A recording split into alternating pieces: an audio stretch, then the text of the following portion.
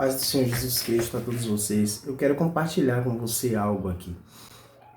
Você já parou para pensar sobre esse conflito, né, que a gente que carrega o ministério profético, a gente tem? Um conflito constante em relação a produzir para o reino, a fazer a obra de Deus, sabe? A estar ativo, a ser voz o tempo todo.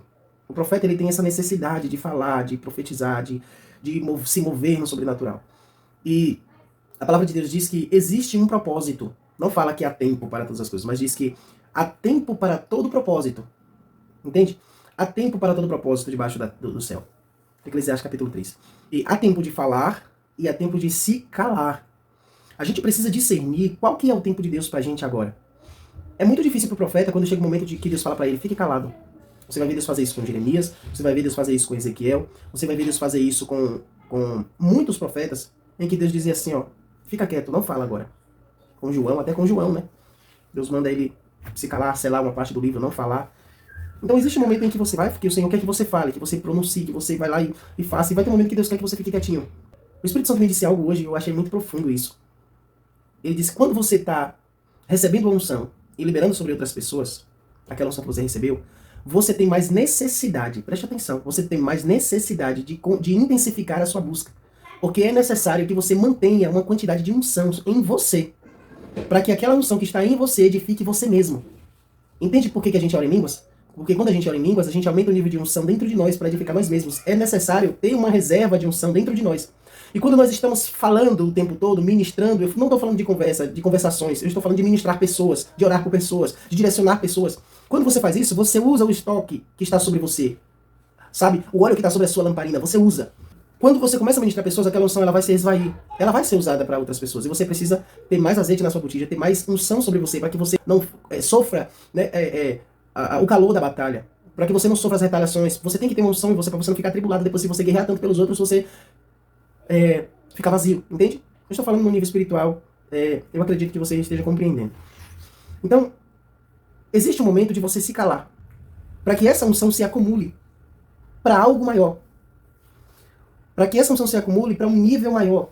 Por exemplo, se você se enche de Deus e você ministra pessoas, você vai ficar em um nível, em um determinado nível, e você vai ministrar naquele nível, você vai operar curas naquele nível, você vai ministrar revelações naquele nível, você vai receber anjos ministradores naquele nível, mas você não vai poder subir de nível, porque você está recebendo uma quantidade de unção para aquele propósito, para aquela finalidade. Mas existem coisas maiores que você precisa se isolar um pouco. Você vai ver esse padrão na vida de Jesus, ele passava muito tempo no deserto, no monte, e quando ele vinha, você vê que as manifestações elas vão se intensificando cada vez mais. E quanto mais tempo Jesus passava escondido, quando ele volta para o meio do povo, maiores são as manifestações. Observa, ele fica 4 dias antes de ressuscitar Lázaro. Esse momento de se calar é um tempo que Deus está preparando você para algo maior. Deus está preparando você para um nível maior. Só que o profeta ele começa a sentir aquele conflito da necessidade de ministrar, de falar, de entregar.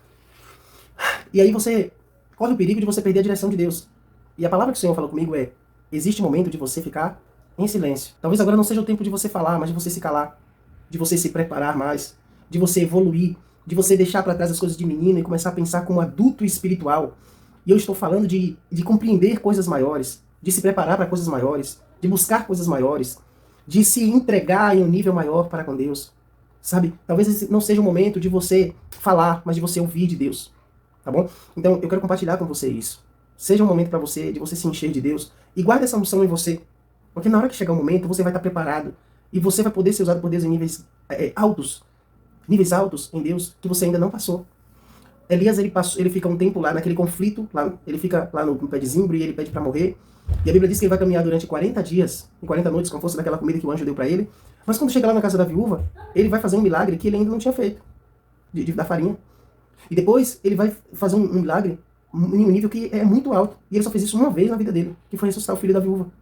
Então, um tempo de isolamento é necessário para que haja uma manifestação do poder de Deus mais alta. Entende? Eu não sei o que Deus está preparando para você agora. Eu não sei o que Deus está preparando para mim agora. Deus tem usado profetas para dizer isso, que Deus está preparando algo grande. E que eu devia me preparar. Sabe, as pessoas não me chamam para ministrar. Eu não recebo pedido de oração das pessoas.